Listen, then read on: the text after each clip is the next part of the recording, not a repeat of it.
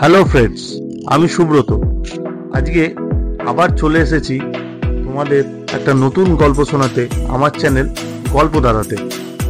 আজকে আমি তোমাদের শোনাবো লীলা মজুমদারের লেখা আহারি টোলার বাড়ি। তবে শুরু করা যাক। আহিরিতলা কোথায় জানো তো? সেখানে গঙ্গার ধারে আমার পূর্বপুরুষদের একটা মস্ত বাড়ি আছে।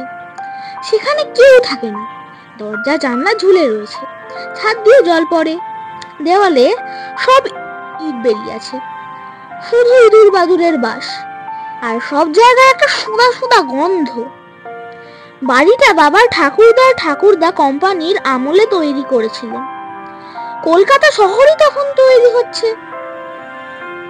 দিব্যি চক মেলানো দমহলা বাড়ি, দেওয়ালে সব জং ধরে যাওয়া চিত্র আছে। বিরাট পাথরের সিঁড়ি, টাকারও আর তাদের অভাব ছিল না। কি সব চোরা কারবার চলতো। তখনকার দিনে অত আইন আদালতের ঝামেলা ছিল না। মোট কথা, বাবা ঠাকুরদা ভয়ানক ধনী লোক ছিলেন। প্রকাণ্ড ঝুড়ি গাড়ি ছিল, তাতে 4টে কালো কুচকুচে ঘোড়া জোড়া হতো।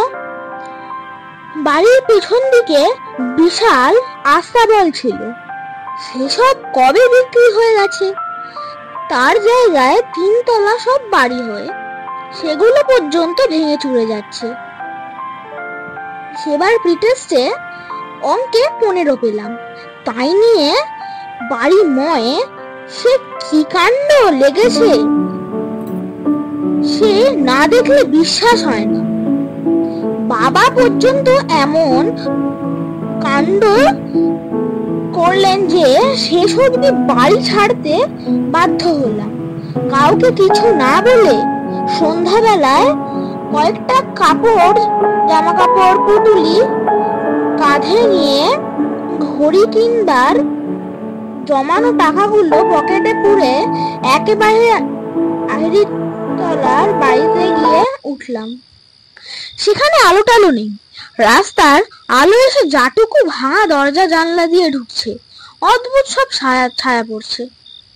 সামনের দরজায় তালা মারা, কিন্তু জানালায় শিক নোনা ধরে ভেঙে গেছে। ঢুকতে কোনো অসুবিধা হলো না। একটু যে ভয় করছিল না তাও নয়। আর কত রকম সেরে যে অন্ধকার হয় তাই দেখে অবাক হয়ে যাচ্ছিলাম। খিদেও পেয়েছে প্রচুর, আবার রাগও হয়েছে। নিচের তলাটা কেমন যেন ঘুপসি পানা। পুটুলি বগলে ধুলো মাখা সিঁড়ি দিয়ে দুম করে উপর তলায় উঠে যাচ্ছি। এমন সময় সিঁড়ির ঠিক ওপর থেকে কে বলল, আহা, তোদের জ্বালায় কি সন্ধ্যেবেলাতে হাত মুখ ধুয়ে আলবোলাটা নিয়ে একটু চুপ করে বসা যাবে না? সারা দিন শুধু দাও দাও দাও দাও, এটা নেই ওটা নেই, এটা চাই ওটা চাই, এবার একটু খান্তি দে।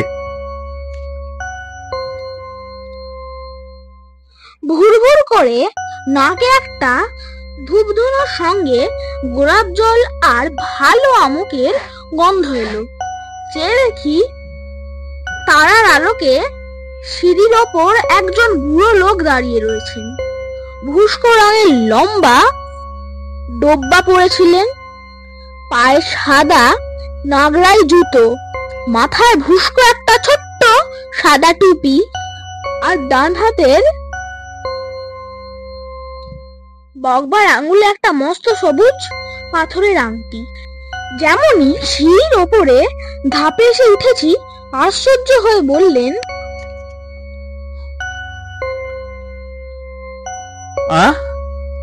তোকে তো আগে দেখিনি, তুই এখানে কেন এসেছিস? কি চাস তাই বল দেখি বাবা।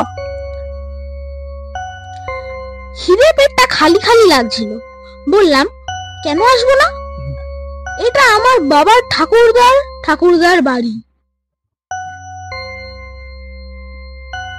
ভীষণ চমকিয়ে গিয়ে লোকটা কাছে এসে আমার কাঁধে একটা হাত রেখে জিজ্ঞাসা করলেন, তোমার বাবার নাম কি? তোমার ঠাকুর দাদার নাম কি? নাম শুনে খানিকক্ষণ চুপ করে রইলেন। কোথাও জনমানুষই নেই, চারদিকে অন্ধকার। রেলিং এর কাছে গিয়ে বুড়ো হাঁক দিলেন, পরদেশি। আমিন। বলি, কাজের সময় কোথায় গেলি? আলো দিবি না? নিচের তলার অন্ধকার থেকে অস্পষ্ট একটা সাড়া এলো। তারপর লম্বা একটা কাচের ঢাকনি পরানো, সে সাথে কুচকুচে কালো ডিগডিগে লম্বা গোলাপি গেঞ্জি, মিহি ধুতি আর গলায় সোনার মাদুলি পরা একটা লোক সিঁড়ি দিয়ে উঠে এলো। ছিলি কোথায় হতভাগা? বাড়িতে লোক এলে দেখতে পাস না? আগে বারবাড়ি তলায় হাফ আখড়াইটাই একবার দেখে এলাম। আমার দিকে ফিরে বলল,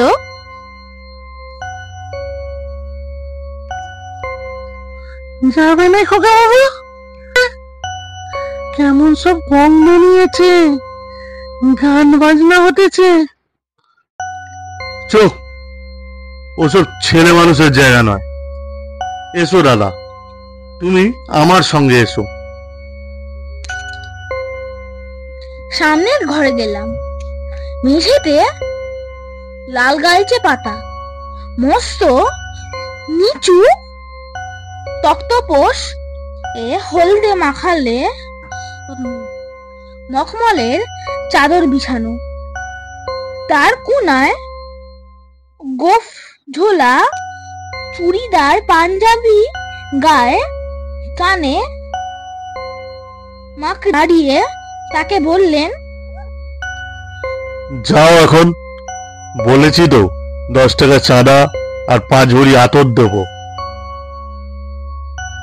তোমাদের বারোয়ারি পুজোর জন্য। এখন কেটে পড়ো।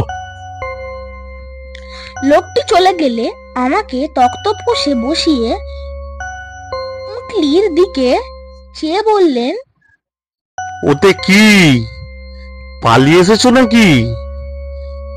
কেন? বলতে হলো সব কথা। খানিকটা ভেবে হঠাৎ বিরক্ত হয়ে বললেন, 15 পেয়েছিস? হতভাগা, তোর লজ্জা করে না? আখ হয় না কেন? শুভঙ্করী পড়িস না? মুখ অমন পাংশু বানা কেন? খেয়েছিস? খাসনি এখনো?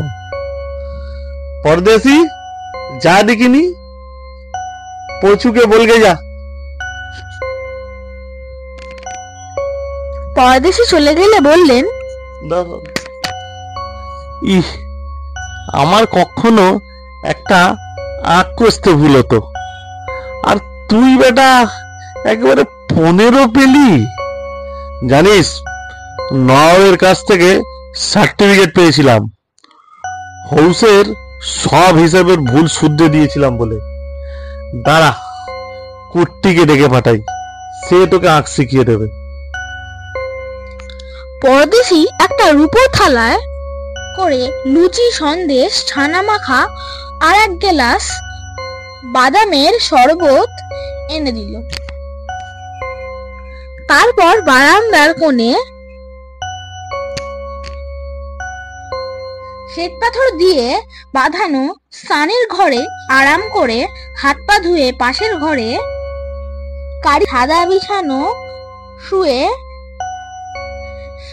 সারা রাত ঘুমোলাম। সকালে পরদেশি এসে ডেকে দিল, কুট্টিবাবু আখ শেখাতে এসেছেন। কুট্টিবাবু এসে চিত্র করা পাটিতে বসে সারাটা সকাল আমাকে অঙ্ক কষালেন। পরদেশি কোনো কথা না বলে দুজনকে 2 গ্লাস দুধ দিয়ে গেল। বই নেই, কিছু নেই, পুটুলিতে খাতা পেন্সিল ছিল, তাই দেখে কুট্টিবাবু মহা খুশি। কি বলবো, যে সব অঙ্ক সারা বছর ধরে বুঝতে পারছিলাম না, সব যেন জলের মতন সোজা হয়ে গেল। কুট্টিবাবুর বই দরকার হয় না, সব মাথার মধ্যেই ঠাসা। উনি চলে গেলে বারান্দায় বেরিয়ে দিনের আলোতে ভালো করে চেয়ে দেখি এরা সব বাড়িঘর ঝকঝকে পরিষ্কার করে ফেলেছে। উঠোনের ধারে ধারে বড় বড় টবে করে কত রকম পাতাবাহারের গাছ, আর উঠোনে দাঁড়ের ওপর লাল নীল হলদে সবুজ মস্ত মস্ত তোতা পাখি রোদে বসে ছোলা খাচ্ছে। দেয়াল ঠেসে দিয়ে পরদেশি মুচকি মুচকি হাসছে। কাকে খুঁজছো খোকা বাবু? পিছন থেকে বুড়ো লোকটার খোঁজ করলাম। কি তার নাম পরদেশি? বড্ড ভালো লোক। পেছন থেকে তিনি নিজে বললেন, আমার নাম শিবেন্দ্র নারায়ণ, লোকে শিবু বাবু বলে ডাকে। তুমি নাকি ভালো করে অঙ্ক কষেছো, কুট্টি বলছিল। এই নাও তার পুরস্কার। আমার হাতে একটা মস্ত সোনার মোহর গুঁজে দিলেন। ও কি বড়দেশি, বাইরের দরজায় কারা যেন মহা ধাক্কা ধাক্কি চেঁচামেচি করছে। সঙ্গেরা নয় পরদেশি? পরদেশি আস্তে আস্তে মাথা নাড়ল। আমি বললাম, এই রে, তবে নিশ্চয়ই বাবা এসেছেন আমাকে খুঁজতে। ছুটে নিচে গিয়ে দরজা খুলে দিলাম। মা, বাবা, বড় কাকা আর পিসে মশাই এসেছেন। ইস, কি ছেলে বাপু তুমি! এই খালি বাড়িতে অন্ধকারে কালি ঝুলির মধ্যে খাওয়া দাওয়া নেই, দিব্যি রাত কাটিয়ে দিলে। বলিহারি তোমাকে। অবাক হয়ে তাকিয়ে দেখলাম এক মুহূর্তের মধ্যে পরিষ্কার তকতকে উঠোন, তোতা পাখির শাড়ি, পাতাবাহারের গাছ সব উড়ে গেছে। পাগলের মতো দৌড়ে উপরে উঠলাম। খালি ঘর খা খা করছে। ভাঙা স্নানের ঘরে শ্বেত পাথরের সব টালি খুলে পড়ে আছে। পরদেশি, ও পরদেশি, শিবু বাবু, কোথায় তোমরা? বাবা আমাকে খপ করে ধরে ফেললেন। জানিস না, শিবু বাবু আমার ঠাকুরদাদার ঠাকুরদা, পরদেশি তার খাস খানসামা। আমার হাতের মুঠোর মধ্যে মোহরটাকে পকেটে পুরে বললাম, চলো, টেস্টে আমি অঙ্কে ভালো নম্বর পাবো। দেখো, কাউকে কিছু বলতে পারলাম না। আমি ঠিক করেছি বড় হয়ে টাকা পয়সা রোজগার করে আহিরিতলার বাড়িটা সারিয়ে সুরিয়ে সেখানেই থাকবো। গঙ্গাটাও বেশ সামনে আছে। কেমন লাগলো আজকের গল্প বন্ধুরা? কমেন্ট করে জানাও আমাকে। ভালো লাগলে লাইক করো, শেয়ার করো, বন্ধুদেরকেও শোনাও। প্লিজ সাবস্ক্রাইব করো আমার চ্যানেল। খুব ভালো থেকো সবাই।